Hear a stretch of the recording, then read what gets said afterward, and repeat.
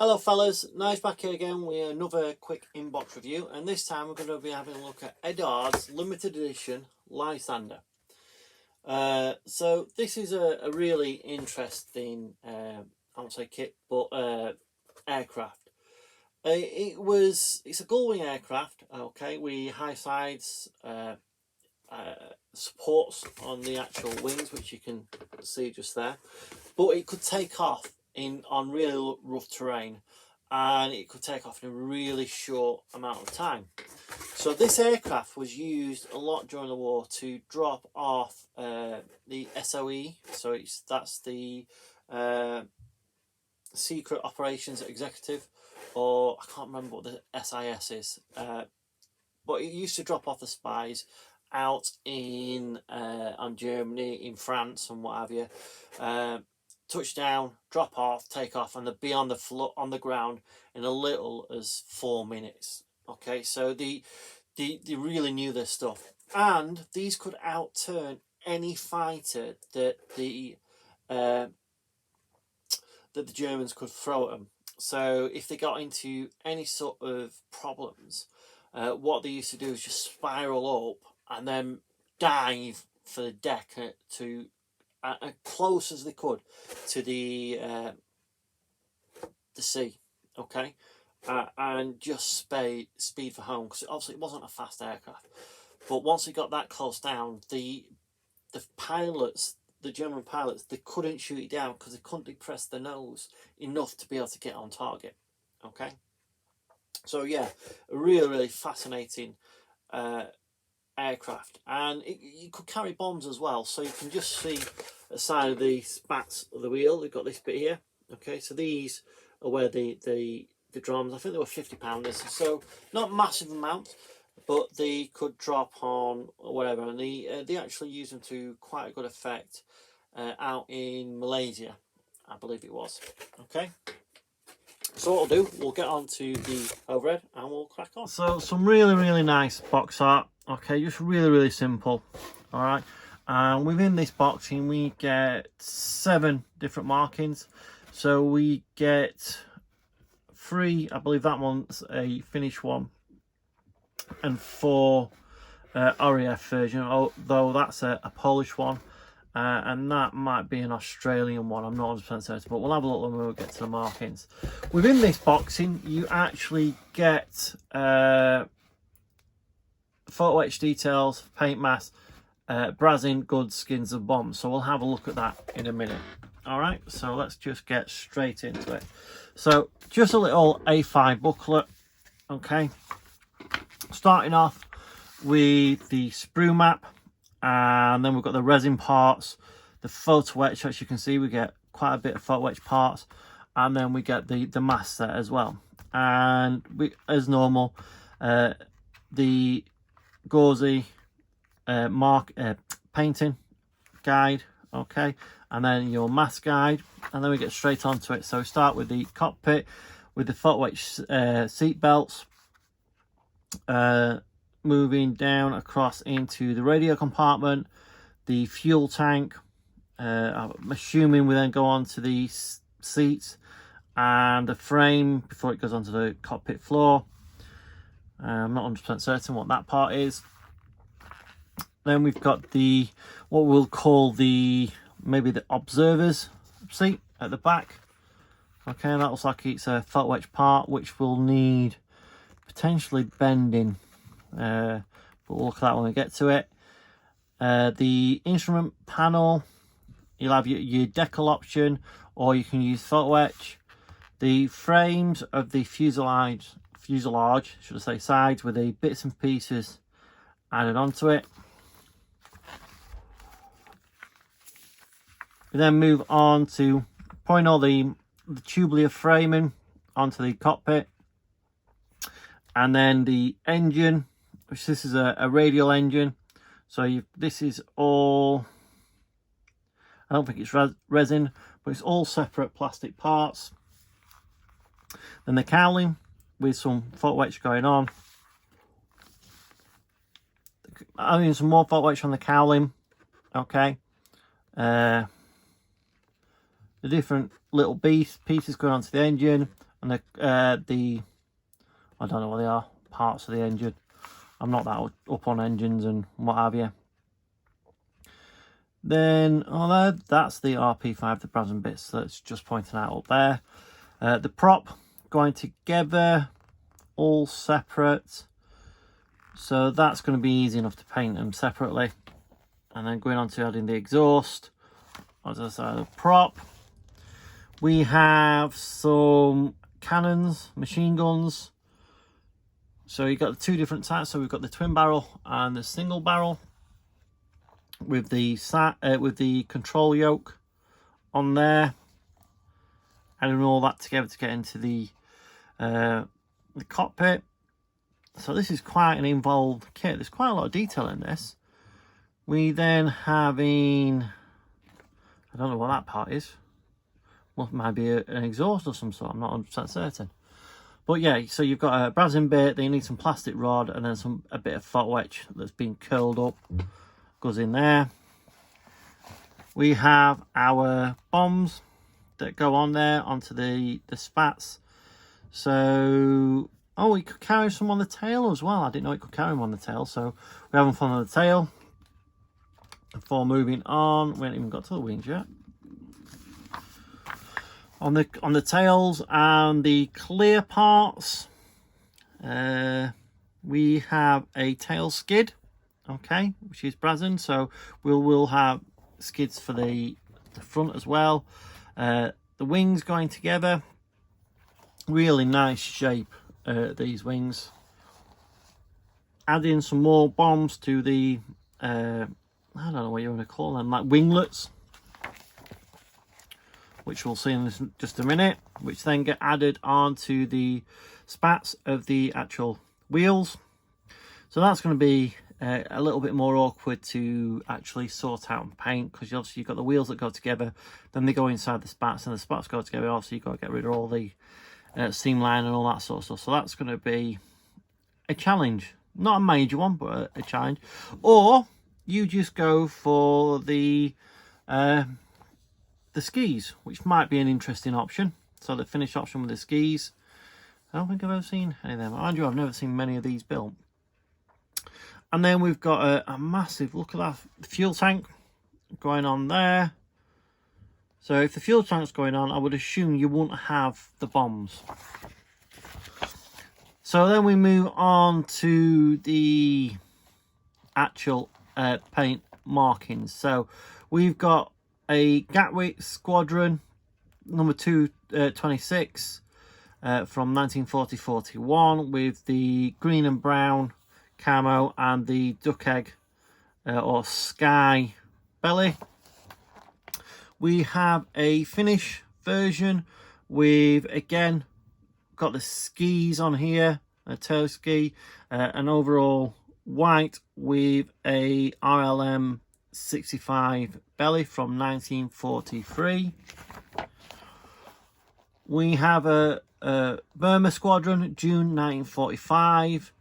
So dark green over grey and a black belly. So that'd be quite a nice colour scheme to do. We have another one from the UK, 1942, number 309 Squadron. Again, this is a Polish squadron, and we have the brown over green with the sky undersides. A all over black. This one would have been the Secret Intelligence Service. These would have been for transporting the spies or the operatives into mainland Europe. 1944. Then we have Finland, again 1942. So a olive green over a black with a silver belly. Okay, so again another interesting scheme there. And then the final one up, we have a green over black with a RLM 65 belly, but nice white wings and what have you from Finland in 1943. So let's get on to the plastic. We'll start off with one of the main sprues. So here we've got the wing, and this has got some lovely, because obviously this was all fabric. You can hear my finger running up and down it. We've got some raised detail, and we've also got some nice recessed detail, okay, within there. So upper wings, I believe we've got the main strut, the strengthening bar, the tail parts. I don't know whether these will interfere, okay, but you'll be test fitting that anyway to see whether it does. Some of the cockpit parts, cockpit floor, the framing, and then we've got the start of the engine cowling. We're going to move on to the lower wings, and again some really nice detail on there. The instrument panel, very, very bare. Nice detail for the engine, parts of the engine. Pilot seat, just looking at it, no real major mishaps anywhere. Wheels are very, very simple. You know, they're going to be hidden by the spats anyway. The machine guns, okay, some nice detail on there. You may want to hollow out the actual barrel, but if it's that small you probably won't notice it anyway. Then we move on to the main fuselage. So we have, again, some really nice raised detail, and within that, you know, some actual recessed detail. Same on the tail. We have these massive wheel spats, okay, so a very, very, you know, strong undercarriage this aircraft had. We've got the other engine cowlings, another part of the engine. You probably, let's have a look. So yeah, so they should just slot over this part, so hopefully you won't have to change the size of those. Radio, and that's a part of the seat, so I think you get that in the photo etch, which we'll have a look in a minute. Those little winglets, okay, for putting the bombs on. The last bit of plastic, so that big gas tank, petrol tank, whatever you want to call it, and a littler version just there, and a boarding ladder. So next up we have some resin. So we'll open the resin, we'll have a quick gander. Okay, so we've got the skis, so there we are. There's one of the main skis, some nice detail on there, and on the bottom. What are these? So these are probably part of the engine and the, maybe, no, these are the actuators for the actual skis, and that's the tail ski just there. We then got 12 little 50-pound bombs.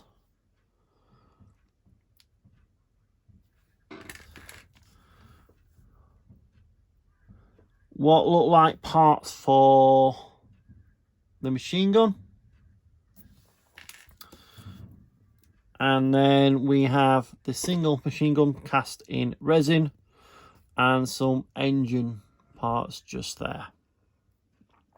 So that's really, really nice, a nice touch. We've then got some photo etch. So we have a big sheet of photo etch for the cockpit and the engine arrangement, and bits and pieces to attach the actual bombs to, and some grills.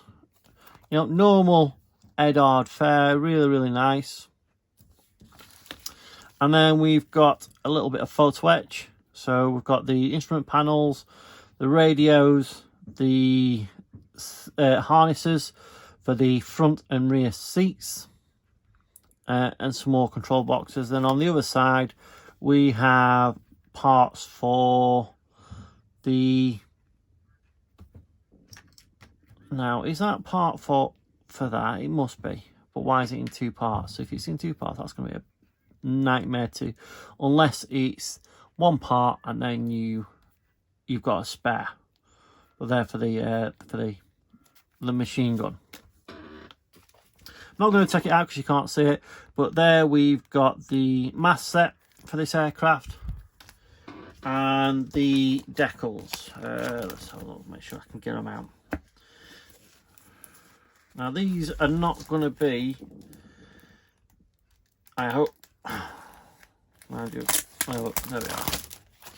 Let's have a quick gander, shall we?